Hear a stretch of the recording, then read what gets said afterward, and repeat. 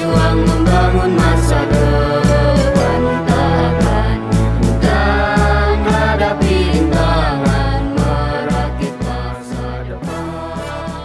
Mengukir kisah indah yang terkenang dalam. Bismillahirrahmanirrahim. Assalamualaikum warahmatullahi wabarakatuh. Selamat pagi anak-anak. Silakan sebelum kita mulai pembelajaran, Restu dipimpin doa. Berdoa mulai.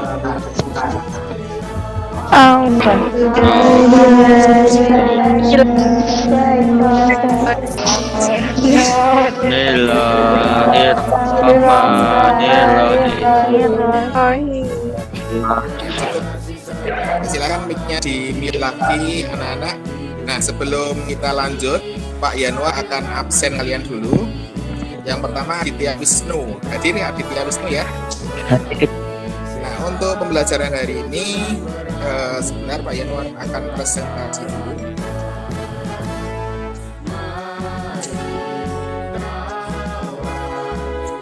Sudah terlihat anak-anak?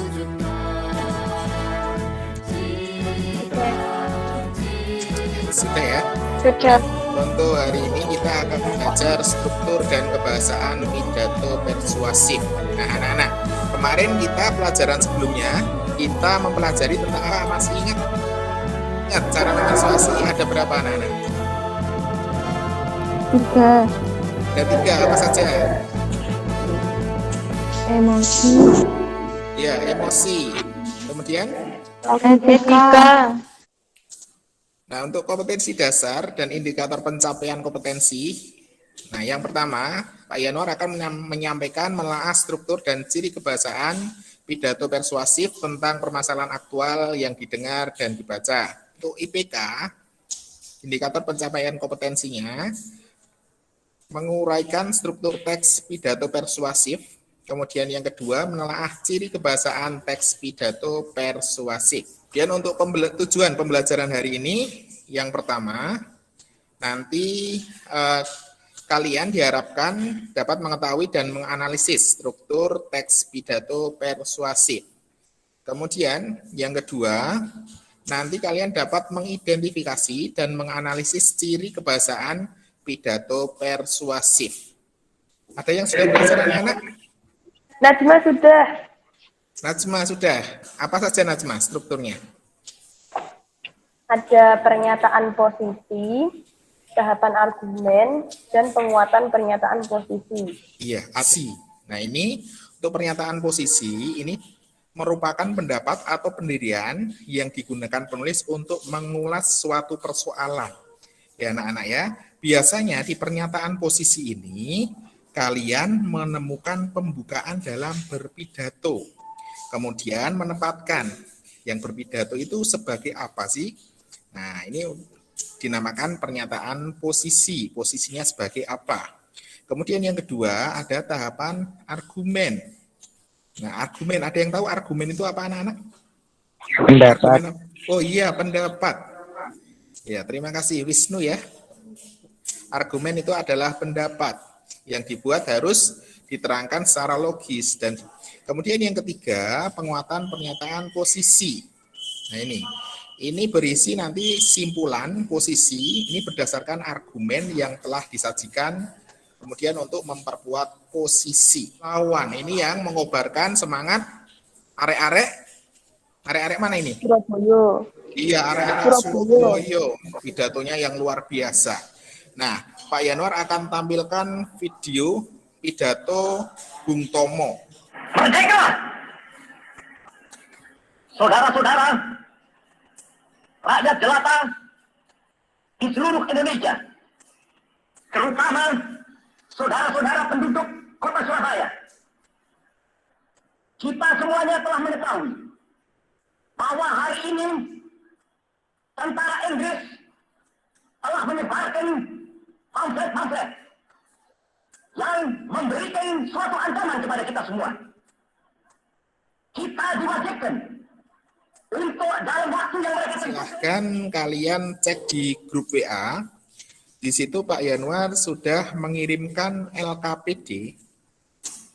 Nah, nanti di situ ada teks pidato tentang kebersihan. Nah, ini. Nanti kalian silahkan untuk menganalisis, kemudian menguraikan struktur-struktur yang ada dalam pidato persuasi. Masih ingat tadi strukturnya apa saja, anak-anak? Masih. Ya, apa saja?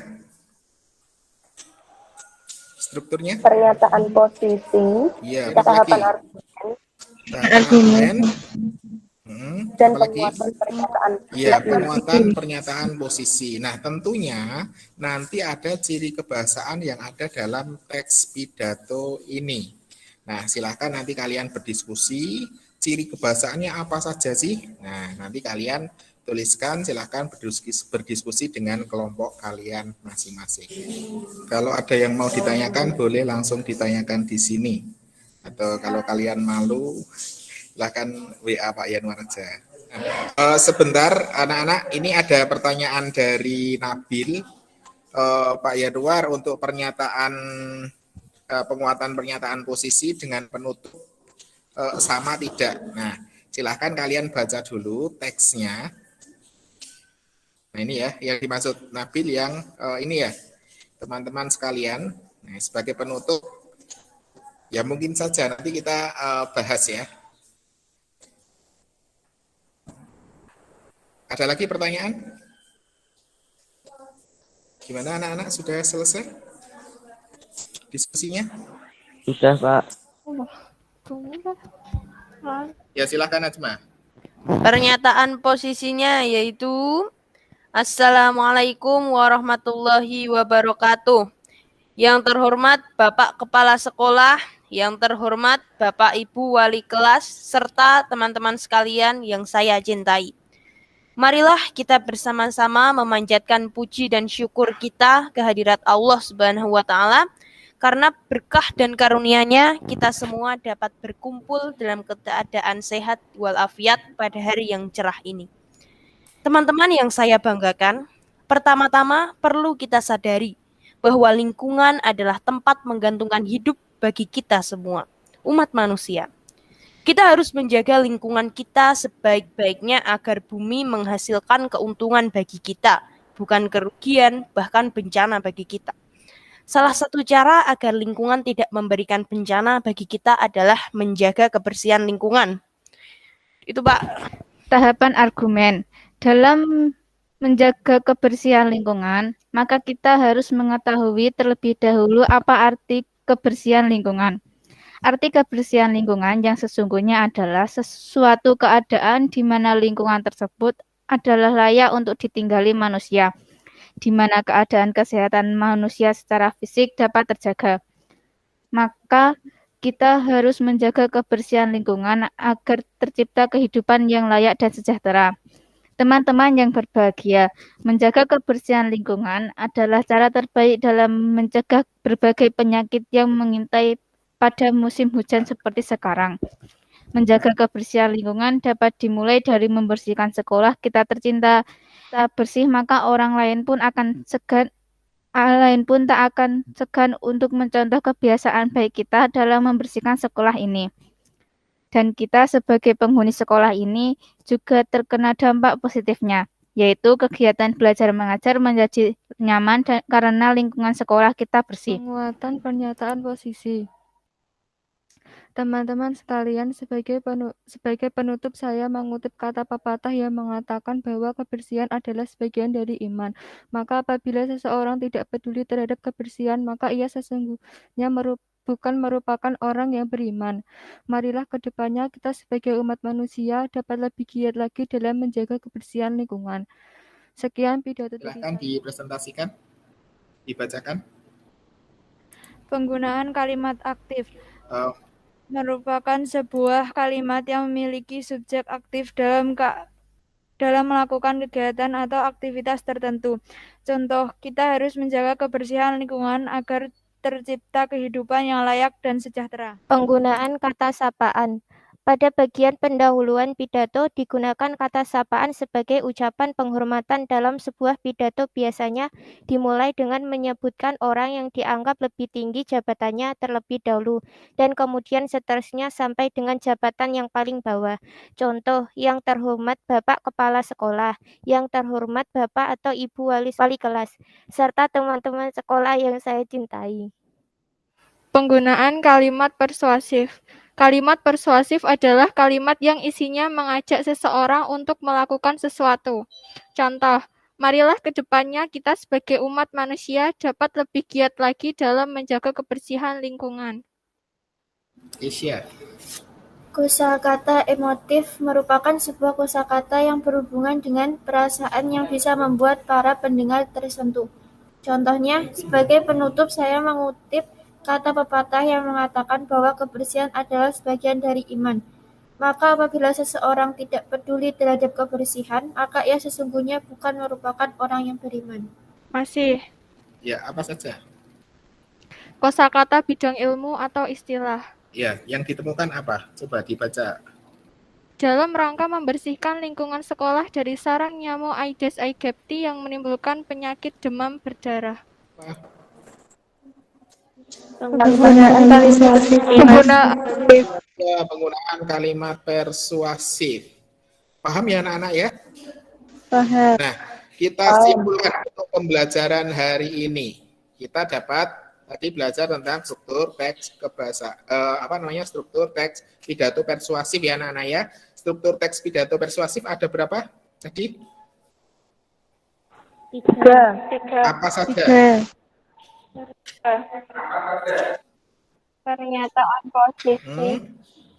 Kemudian penerapan argumen, kemudian penguatan pernyataan posisi. Untuk unsur kebahasaannya.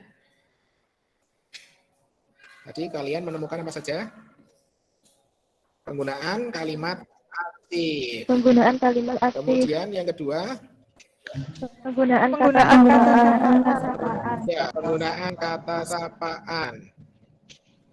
Kemudian menggunakan kalimat persuasif. Kemudian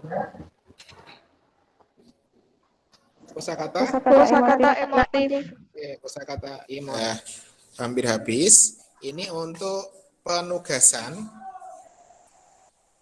Nah, nanti tugasnya kalian mencari teks pidato di buku atau internet, kemudian nanti untuk nilai keterampilan ini kalian rekam video pidato persuasifnya, kemudian kalian masukkan ke dalam akun Instagram kalian, kemudian teks di Pak Yanuar. Seperti itu anak-anak ya.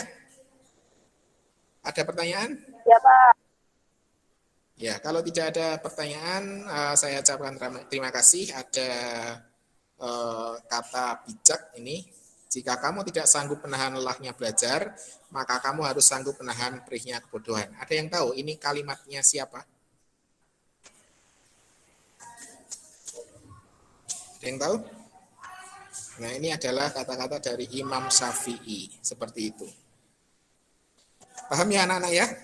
Paham. Ya, terima kasih atas waktunya. Saya tutup. Kita akhiri dengan bacaan hamdalah terlebih dahulu. Alhamdulillah. Waalaikumsalam warahmatullahi wabarakatuh.